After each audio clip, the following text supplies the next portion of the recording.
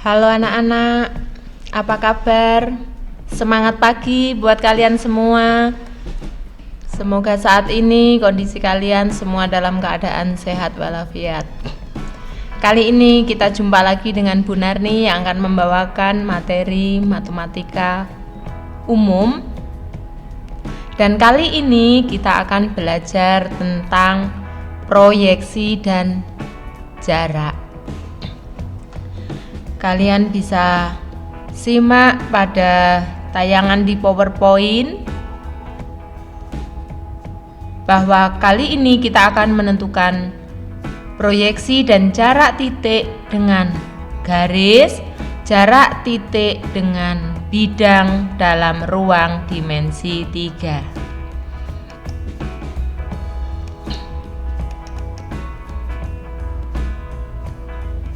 Jadi kali ini kita akan belajar dimensi 3 terkhususnya proyeksi dan jarak. Perhatikan, proyeksi pada bangun ruang ada berapa?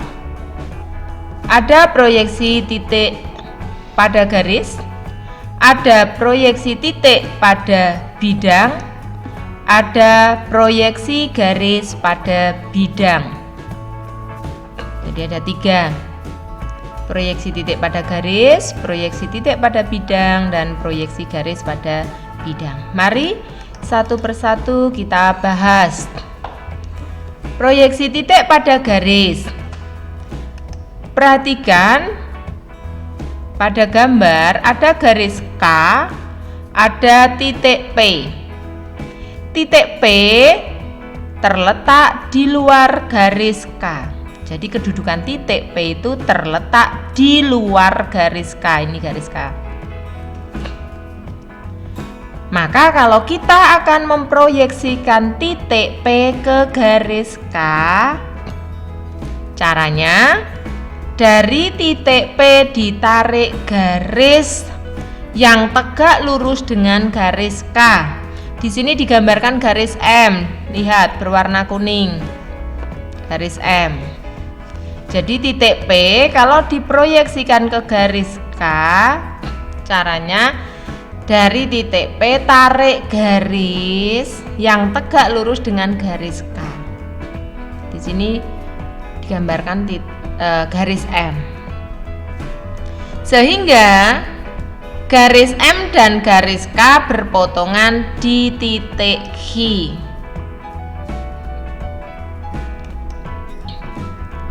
Jadi titik H adalah hasil proyeksi titik P pada garis K. Proyeksi titik P pada garis K. Sehingga yang menyatakan jarak titik P dengan garis K adalah PH. Jadi yang menyatakan jarak titik P dengan garis K adalah PH. Jadi sebetulnya jarak itu apa? Mungkin kalian sudah ada yang tahu atau masih agak bingung.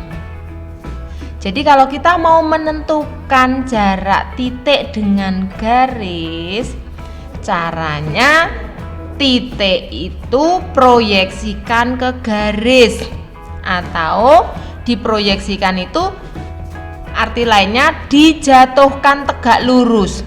Titik P kita jatuhkan tegak lurus dengan garis K, sehingga lintasannya ini atau garis PH ini menyatakan jarak antara titik P dengan garis K. Jadi paham ya hubungannya proyeksi dengan jarak.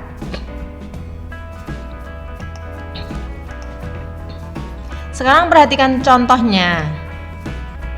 Ibu akan kasih contoh. Diketahui kubus A, B, C, D, E, F, G, H. Dilihat cara memberi nama kubus. Titik A, atasnya titik E. Di sini titik B, atasnya titik F. Terus memberi namanya urut melingkar A, B, C, D. Titik E nya di atas titik A, Karena tadi melingkarnya ke kanan, ini juga melingkar ke kanan. E, F, G, H.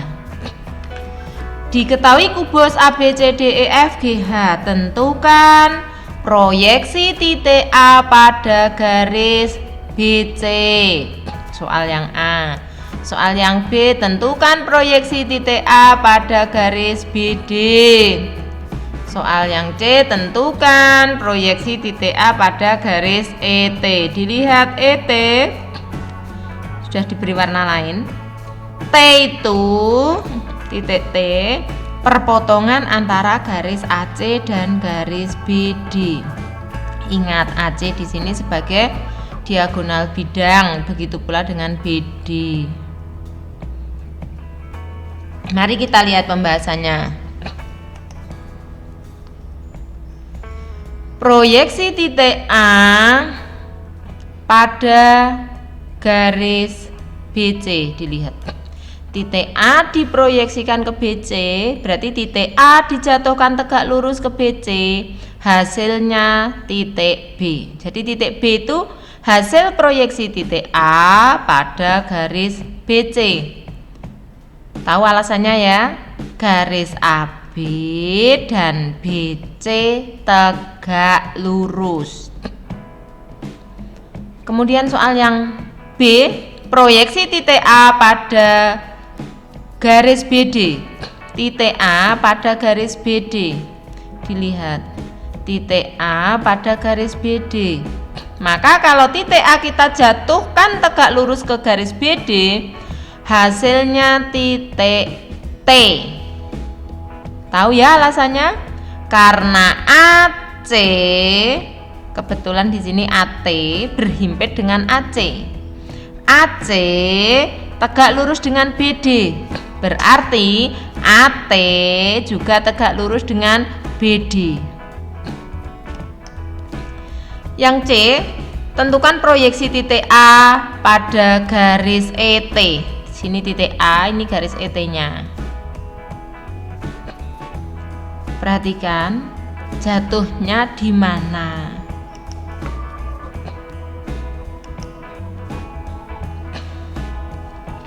Kalau kalian bingung, coba diperhatikan bidang ATE. Bidang ATE dengan ACGE itu kan berhimpit. Bidang ATE dan ACGE berhimpit. Sedangkan ada garis AG itu berpotongan dengan ET. Garis AG berpotongan dengan ET.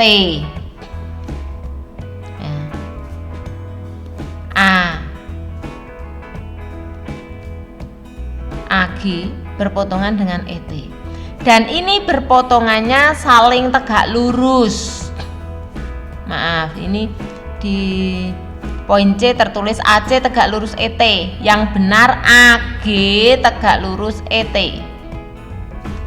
Sehingga titik A kalau kita proyeksikan pada ET jatuh di A aksen. Sudah tahu alasannya ya, karena AA aksen dengan ET itu tegak lurus. Garis A aksen dengan AG itu kan berhimpit. Sedangkan AG tegak lurus ET. Dilihat yang di dalam kurung itu salah, nak, tertulisnya AC tegak lurus ET. Yang betul AG tegak lurus dengan garis ET. Jadi proyeksi titik A pada garis ET jatuh di A aksen di sini. Sekarang perhatikan cara menentukan jarak. Contoh menentukan jarak di sini. Diketahui kubus ABCDEFGH.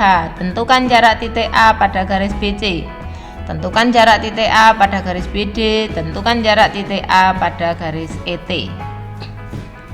Masih sama, T terletak di perpotongan AC dan BD. Mari kita lihat pembahasannya.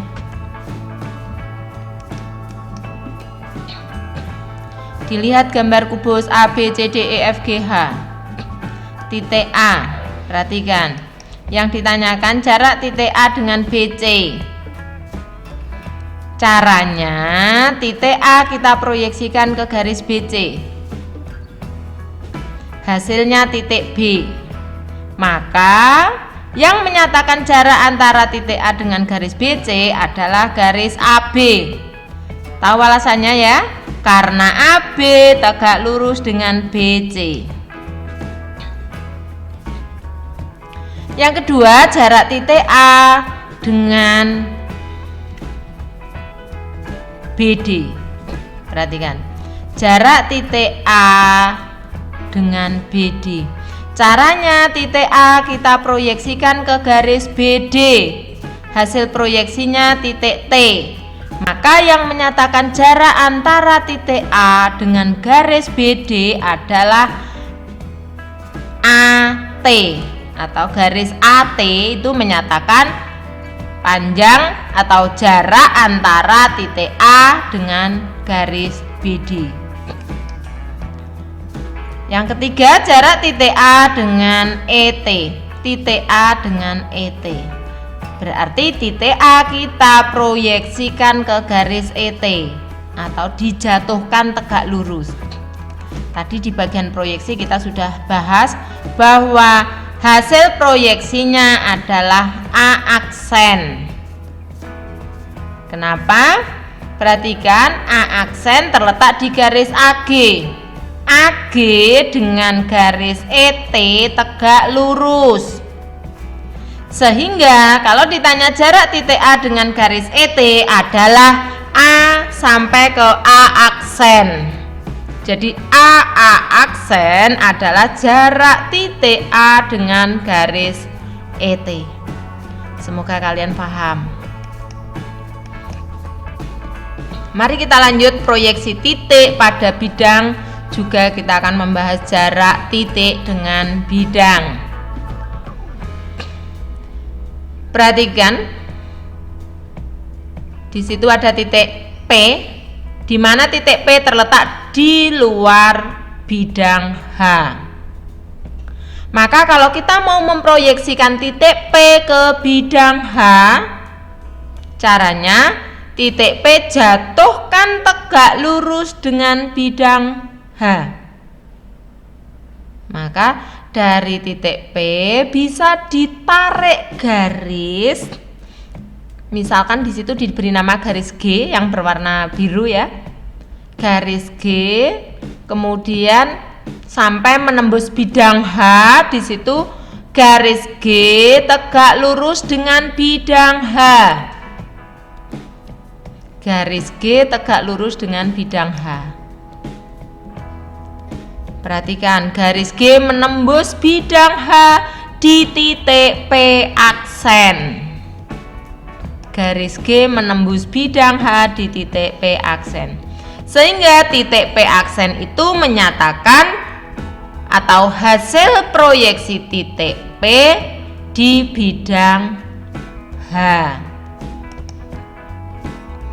Sehingga kalau ditanya jarak antara titik P dengan bidang H itu yang mana yang menyatakan jarak? Yaitu garis PP aksen. PP aksen adalah jarak titik P dengan bidang H. Kenapa? PP aksen karena tegak lurus dengan bidang H.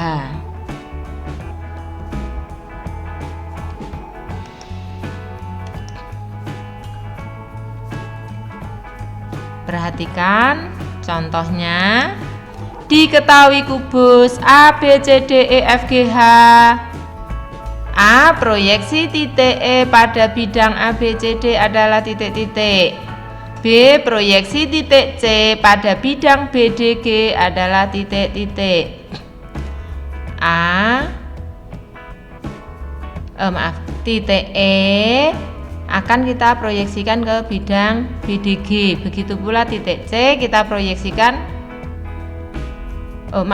titik A kita proyeksikan pada bidang A, B, C, D, dan titik C akan kita proyeksikan pada bidang BDG.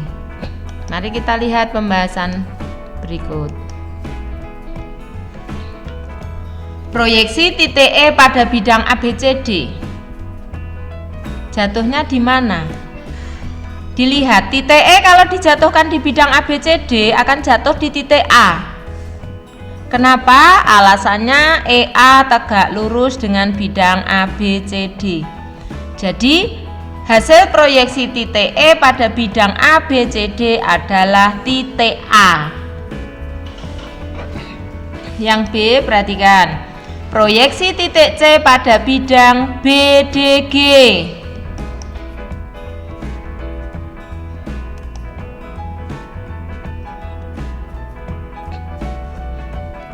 Sudah tampak gambarnya. Bidang BDG, titik C kalau kita jatuhkan tegak lurus ke BDG, maka kalau lintasan itu kita perpanjang akan memotong di E. Sehingga perhatikan, CE dengan BDG itu tegak lurus. CE saling tegak lurus dengan BDG. Perhatikan di mana menembusnya, atau C kalau diproyeksikan BDG jatuhnya di titik P. Karena CE tegak lurus dengan BDG, sedangkan CP, garis CP berhimpit dengan garis CE, sehingga proyeksi C pada bidang BDG adalah titik P.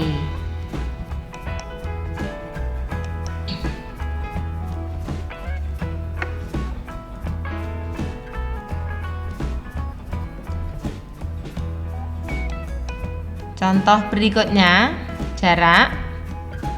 Diketahui kubus ABCDEFGH, yang A jarak titik E pada bidang ABCD adalah titik-titik, yang B jarak titik C pada bidang BDG adalah titik-titik. Yang mana yang menunjukkan jarak? Perhatikan pembahasannya. Ada bidang ABCDEFGH. Yang ditanyakan jarak titik E ke bidang ABCD, berarti titik E kita jatuhkan tegak lurus ke ABCD, hasilnya di titik A, sehingga AE menyatakan jarak titik E dengan bidang ABCD. Ingat, AE itu tegak lurus dengan ABCD. Yang B, jarak titik C pada bidang BDG. Jarak titik C pada bidang BDG, dilihat tadi CE tegak lurus dengan BDG. Titik C kalau diproyeksikan pada BDG akan jatuh di titik P. Titik P itu terletak di bidang BDG. Dengan posisi bisa dilihat di gambar titik P-nya. Sehingga yang menyatakan jarak antara titik C dengan bidang BDG adalah CP. Garis CP ini menyatakan jarak antara titik C pada bidang BDG ya adalah CP. Ini alasannya sudah ditulis karena CE tegak lurus BDG. CP terletak di garis CE atau garis CP dengan CE itu berhimpit. Semoga kalian paham. Mari kita pelajari proyeksi garis pada bidang. Ada garis G, ada bidang H. Kita akan memproyeksikan garis G pada bidang H. Garis G terletak di luar bidang H. Perhatikan, proyeksi sebuah garis ke sebuah bidang dapat diperoleh dengan memproyeksikan titik-titik yang terletak pada garis itu. Kita misalkan di garis G ada titik A dan ada titik B. Titik A kita proyeksikan ke bidang H, Hasilnya titik A aksen. Jadi titik A kita proyeksikan ke garis H, hasilnya A aksen. Titik B kita proyeksikan ke bidang H, hasilnya B aksen. Maka dua titik hasil proyeksi kita tarik atau kita hubungkan menjadi sebuah garis. Sehingga garis A aksen B aksen adalah garis hasil proyeksi garis AB atau garis G pada bidang H. Jadi proyeksi garis G pada bidang H adalah garis G aksen. Semoga kalian paham.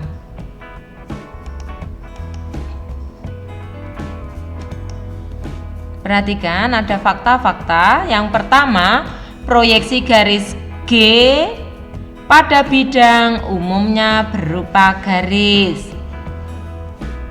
Yang kedua, jika garis H tegak lurus dengan bidang beta, maka proyeksi garis H pada bidang beta berupa titik.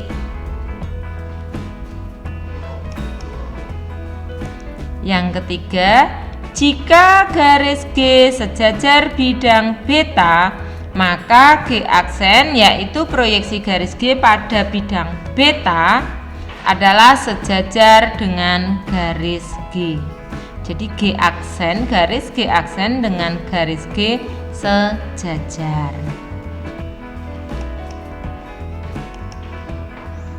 Perhatikan contohnya. Diketahui kubus ABCDEFGH. Yang A, proyeksi garis EF pada bidang ABCD adalah titik-titik. Yang B, jika panjang rusuk kubus 6 cm, panjang proyeksi garis CG pada bidang BDG adalah titik-titik. Perhatikan dua contoh ini. Ibu akan bahas satu persatu. Mari kita lihat pembahasannya.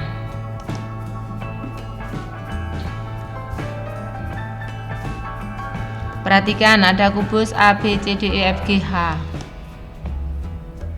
Proyeksi garis EF pada bidang ABCD.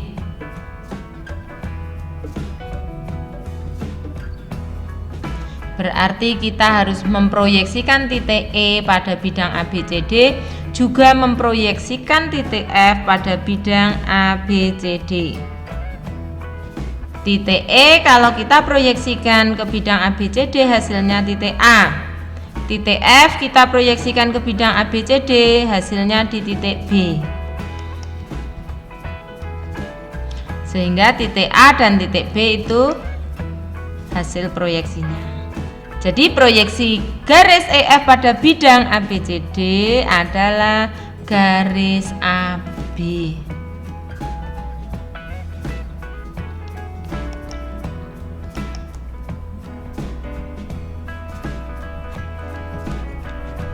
Perhatikan pembahasan yang kedua, yang bagian B.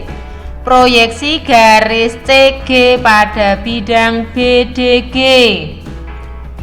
Berarti menentukan proyeksi titik C dan titik G pada bidang BDG. Perhatikan, titik C dan titik G akan kita proyeksikan ke bidang BDG. Titik C kita proyeksikan ke bidang BDG jatuh di titik P. Ingat, CP dengan BDG tegak lurus. Titik G kalau diproyeksikan ke bidang BDG jatuhnya tetap di titik G, karena titik G sudah terletak di bidang BDG.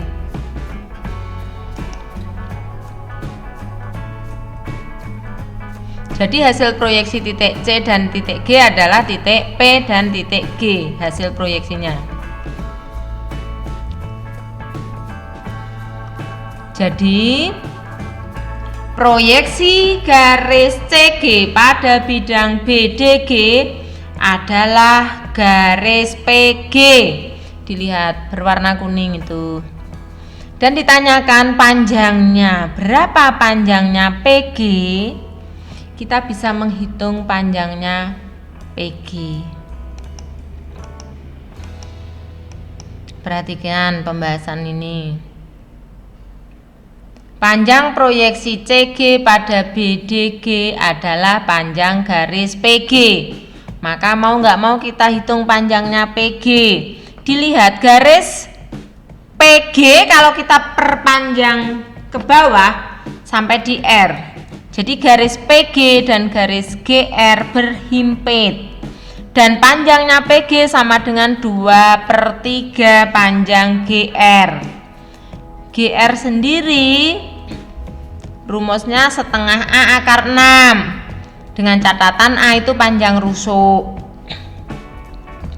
Sehingga PG sama dengan 2/3 kali setengah A akar 6. A-nya kita ganti 6. Sehingga itu perhatikan perkaliannya 2/3 kali setengah A akar 6 menjadi 1/3 A akar 6. A-nya diganti 6.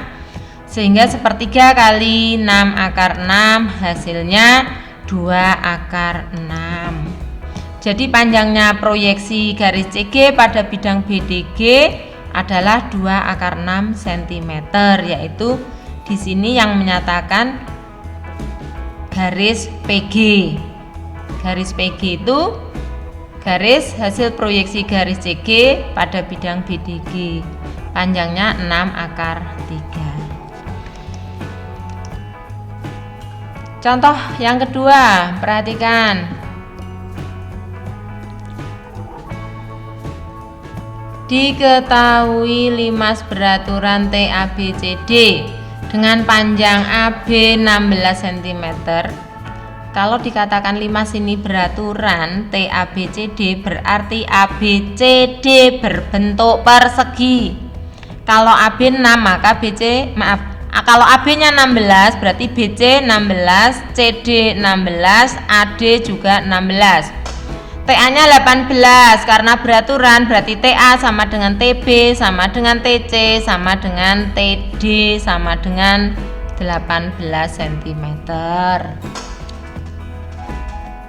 Yang ditanyakan panjang proyeksi TA pada bidang ABCD.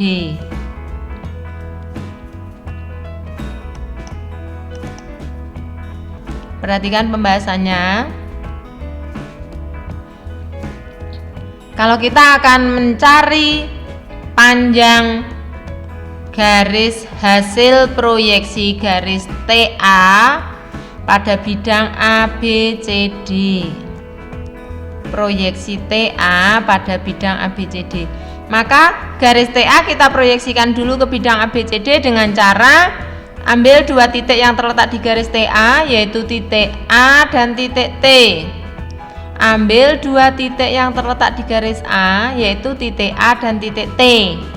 Titik A kalau diproyeksikan ke bidang ABCD jatuh di titik A sendiri, dan titik T kalau diproyeksikan ke bidang ABCD jatuhnya di titik T aksen, di mana T aksen itu tengah-tengahnya AC atau tengah-tengahnya BD.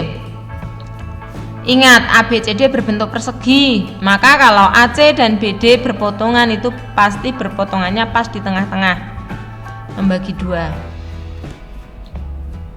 Jadi proyeksi TA pada bidang ABCD adalah garis AT aksen.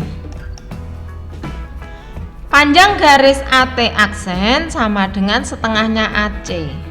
Ingat, AT aksen dengan AC itu berhimpit. T aksen di tengah-tengahnya AC, sehingga AT aksen sama dengan setengah AC. Karena AC sebagai diagonal bidang, yaitu di bidang ABCD, panjang rusuknya 16, maka panjang diagonal bidangnya 16 akar 2, sehingga AT aksen sama dengan setengah kali 16 akar 2. Jadi bisa dihitung ketemu 8 akar 2. Jadi panjang proyeksi TA pada bidang ABCD adalah 8/2 cm. Semoga kalian paham. Ya, selamat belajar. Kalian bisa pelajari contoh-contoh yang lain yang ada di buku ataupun mungkin nanti soal-soal yang Ibu berikan pada kalian, contoh-contoh yang Ibu berikan. Selamat belajar, semoga ini bisa membantu kalian di dalam memahami tentang jarak titik ke garis dan jarak titik ke bidang. Sekian, terima kasih. Kita akan bertemu kembali di waktu dan kesempatan yang lain.